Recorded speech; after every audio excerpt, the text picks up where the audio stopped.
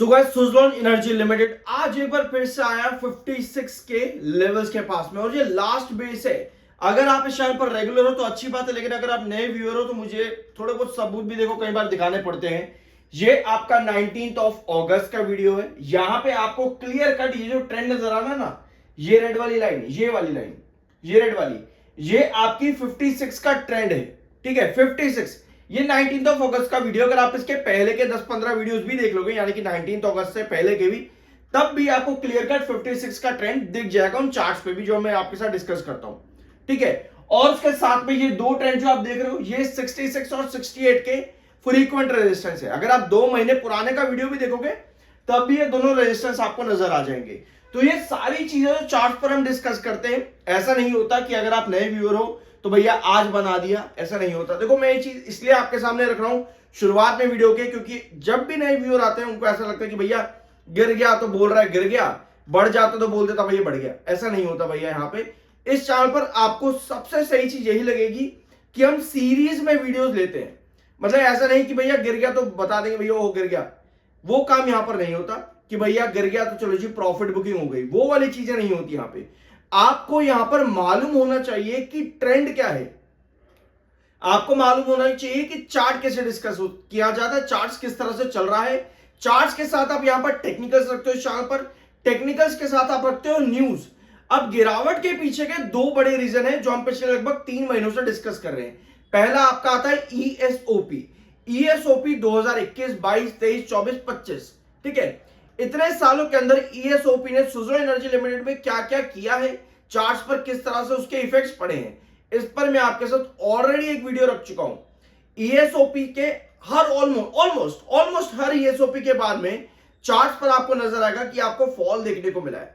Almost हर ESOP के बाद में ये मैंने आपके साथ पिछले 4 साल के अंदर जो जो पैटर्न क्रिएट हुए हैं ईएसओपी के साथ में वो रख करके शेयर भी किया था। तो ये एक रीजन हो गया। अगला रीजन आता है आपका मैनेजमेंट का। ध्यान से सुनना, मैनेजमेंट में रिसेंटली कंपनी के सीएफओ ने रिजाइन किया था। ठीक है, रीजंस भी मेंशन किए थे कुछ, तो वो भी हमने डिस्कस किया था। लेकिन मैनेजमेंट का जो इशू है वो आपका शुरू हुआ था 2024 के मिड से। 2024 के मिड से मैनेजमेंट का इशू शुरू हुआ था। इस पर काफी सारी रिपोर्ट्स भी आई थी। तो ये दो बड़े रीजन है, और ये रीजन मैं आपके साथ आज डिस्कस नहीं कर रहा। 2024 में भी पहली जब रिपोर्ट आई थी तब भी हमने डिस्कस किया था आपका ईएसओपी और साथ में मैनेजमेंट का इशू।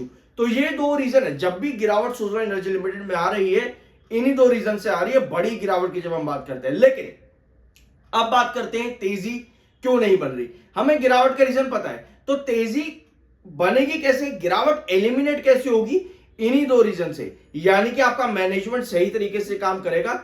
ईएसओपी की जगह कंपनी दूसरे डिसीजन अगर लेकर के आना शुरू करे तो वो ज्यादा बेटर रहेगा प्रमोटर हेल्थ के लिए भी। अब प्रमोटर हेल्थ के लिए भी काफी टाइम से हम एक चीज डिस्कस कर रहे हैं कि प्रमोटर को कहीं ना कहीं अपनी होल्डिंग बढ़ानी पड़ेगी। अब वो इस तरह से तो बढ़ाएगी नहीं कंपनी कि भैया चलो जी तुम दे दो तुम दे दो तुम दे दो, नहीं। कंपनी बायबैक कर सकती है थोड़ा, वो शायद इन फ्यूचर कंपनी कभी करे जिसकी जरूरत है, जिसकी डिमांड है। ठीक है, क्योंकि प्रमोटर हेल्थ लगातार डिग्रेड हुई है, काफी कम है प्रमोटर हेल्थ। अब ऐसे नहीं कि प्रमोटर हेल्थ अगर काफी कम होती है तो उसका बहुत ही बड़ा कोई नेगेटिव इफेक्ट पड़ता है, ऐसा भी नहीं है। लेकिन स्टिल अगर कंपनी अच्छा काम कर रही है, मुझे पर्सनल लगता है कि प्रमोटर हेल्थ बढ़नी चाहिए। ये मेरा पर्सनल ओपिनियन है। जो चीज भी पॉइंट्स मैंने आपके साथ डिस्कस किए, ये मेरा पर्सनल पॉइंट ऑफ व्यू और ओपिनियन है। अब आते हैं आपकी अपडेट्स पर। सुज़लोन एनर्जी पिछले लगभग 3 महीनों में वापस आ चुका है आपके बड़े फॉल के पास में, और पिछले 3 सेशन से लगातार आपकी गिरावट और प्रेशर सुज़लोन एनर्जी पर जारी है। तो भैया ये खबर आपके पास हो जाती है। इसके अलावा अगली खबर आपके पास में आती है गिरीश तांती की तरफ से। तो भैया गिरीश तांती ने यहां पर क्या मेंशन किया है, wind to command bigger role in power market as renewable share surge. मतलब कि विंड एनर्जी जो है वो आने वाले फ्यूचर में रिन्यूएबल सेक्टर का एक बड़ा सोर्स ऑफ पावर बनेगा। ठीक है, तो ये स्टेटमेंट बड़ा है गिरीश तांती की तरफ से, ये स्टेटमेंट बड़ा स्टेटमेंट है। अब इस स्टेटमेंट से आपको कुछ चीजें याद आएंगी जो हमने पिछले हफ्ते एक रिपोर्ट में डिस्कस करी थी कि मिनिस्ट्री की तरफ से एक कंसर्न यहां पर यह है कि अगर हम विंड एनर्जी को इतना एक्सपांड करते हैं तो उसके इंफ्रास्ट्रक्चर में बड़ा एरिया लगता है, लैंड बड़ा लगता है, तो उसका एक्विजिशन के लिए हमारे पास कितनी चीजें अवेलेबल अभी के लिए हैं।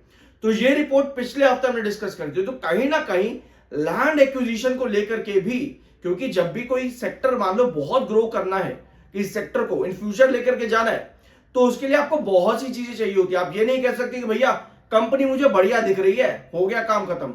नहीं, प्रेजेंट कंडीशंस क्या है, क्या उसको इतना इंफ्रास्ट्रक्चर अवेलेबल है?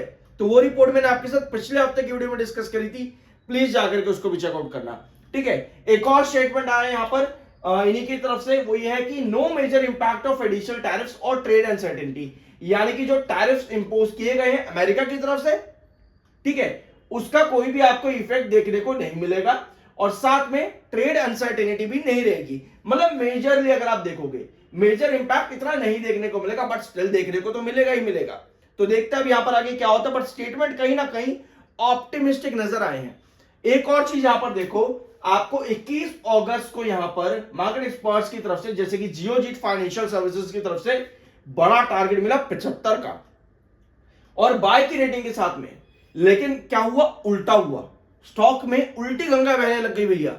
तभी मैं आपसे कहता हूं कि जब भी, फिर चाहे कहीं भी आप कुछ भी देखो, मार्केट एक्सपर्ट्स हो चाहे कुछ भी हो, जब भी आपको इस तरह के बड़े टारगेट्स नजर आते हैं, आपको इन रिपोर्ट्स को अच्छी तरह से गो थ्रू करने की जरूरत है। मैंने आपके साथ जियोजीत फाइनेंशियल की जब ये रिपोर्ट 21 अगस्त को आई थी, डिस्कस भी की थी। इस रिपोर्ट के अकॉर्डिंग कंपनी के आने वाले फाइनेंशियल ईयर्स अगर अच्छे से ग्रोथ करते हैं तो आपको सुजलॉन एनर्जी 75 पर देखने को मिल सकता है, according to Geojit financial services. लेकिन ये रिपोर्ट है लॉन्ग टर्म पर्सपेक्टिव से, और आपको अभी यहां पर दी गई है बाइंग की रेटिंग, तो भैया अभी तो आपकी कंडीशंस उल्टी पड़ गई हमारे ऊपर।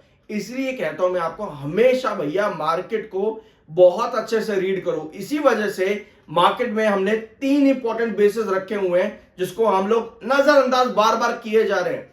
82,300 का रेजिस्टेंस है, 81,500 नहीं 81,800 का सेकंड बेस है, थर्ड बेस है 80,500। ये 3 बेसिस मार्केट के बहुत ज्यादा जरूरी है। अगर आप इन तीनों को फेल करते हो भैया, दिक्कतें खड़ी हो जाएंगी आगे जाकर के, और वही चीज आपको यहां पर नजर भी आ रही होगी। क्वार्टर 2 का प्री एनालिसिस मैं आप लोग के साथ बहुत जल्द लेने वाला हूं। अगर आप लोग चाहते हो मैं आपके साथ जल्द से जल्द क्वार्टर 2 की क्या पॉसिबिलिटीज है डिस्कस करूं, उसके लिए कमेंट बॉक्स में Q2 मेंशन कर देना। मैं आप लोगों के साथ बहुत जल्द की क्या क्या पॉसिबिलिटीज है कंपनी के सितंबर क्वार्टर में क्या देखने को मिल सकता है, वो मैं आपके साथ बहुत जल्द डिस्कस कर दूंगा। लेकिन चैनल को सब्सक्राइब जरूर कर देना, ठीक है। अब आते हैं आपके चार्ट्स पे। तो अभी आपने 19 अगस्त का वीडियो का चार्ट तो देख लिया, 66 का यही ट्रेंड आपको दिख रहा था, यही 4 ट्रेंड्स आपको नजर आ रहे थे। आज आपने 66 के नीचे ड्रॉप लगाया है, यानी 56 के नीचे ड्रॉप लगाया है, यानी कि आपका ये फाइनल बेस है। यहां से हमें रिकवरी बड़ी चाहिए, क्योंकि जिस तरह से आपको नजर आया था, यहां पर देखेंगे 62 के पास, 60 के पास में देखेंगे, ठीक है, ये 60 का रेंज, यहां पर आपको नजर आता है कि 60 से आपको रिकवरी तो दिख रही थी, लेकिन आपके रेजिस्टेंस बार बार गिर रहे थे। तो अगर 56 से हमें ब्रेकआउट चाहिए, तो भैया एक बड़ा ब्रेकआउट चाहिए होगा। एक बड़ा ब्रेकआउट अगर 56 से मिलता है, तब हम कह सकते हैं कि भैया अब आपके जो बेसिस हैं वो वापस से इंक्लाइन होंगे, वापस से बढ़ेंगे। अदरवाइज ये कंडीशन कि हम भी गिर रहे हैं, रेजिस्टेंस और सपोर्ट भी गिर रहे हैं, वो कहीं ना कहीं डाउनवर्ड वेजेस पैटर्न क्रिएट करता है। आई होप कि वीडियो आपको पसंद आया होगा। बाय, सभी कोई रिकमेंडेशन नहीं है, मिलता अगले वीडियो में।